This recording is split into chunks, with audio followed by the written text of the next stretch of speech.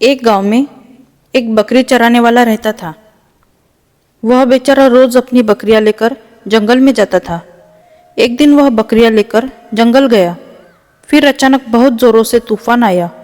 बारिश भी होने लगी और वह अपने बकरियां लेकर पेड़ के नीचे चला गया। उनमें से एक बकरी और उसका छोटा बच्चा उनसे बिछड़ गए।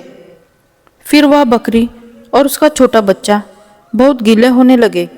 फिर उस बकरी को लगा, मेरे छोटे बच्चे को बहुत ठंड लग रही है, इसको मैं कहाँ रखूँ।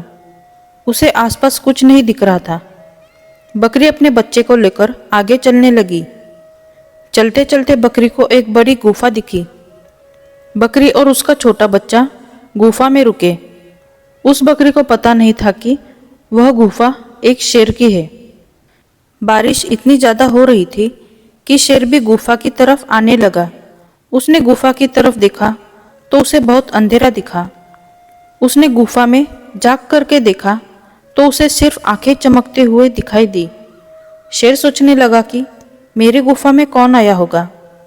शेर बोला, मेरी गुफा में कौन है, निकल जाओ यहाँ से, नहीं तो मैं तुम्हें खा जाऊंगा।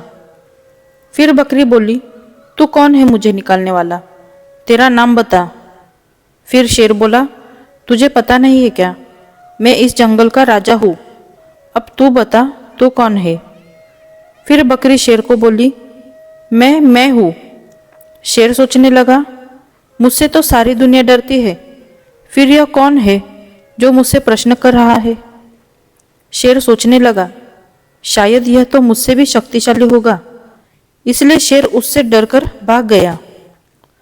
इस कहानी में बकरी जो मुसीबत में पड़ गई थी, उसने अपनी हिम्मत नहीं हारी और परिस्थितियों के हिसाब से सोच समझकर फैसले लिए और मुसीबतों का सामना करते हुए अपने आप को और अपने बच्चे को सुरक्षित रखा। दोस्तों, इस कहानी से हमें यह सीख मिलती है कि मुसीबतें तो जीवन में आएगी ही, लेकिन उस समय हमें डर, निराशा जैसी भावनाओं में बहकर अपना होश नहीं खोना चाहिए, बल्कि ज़्यादा सक्रिय रहकर हालातों से लड़ना चाहिए।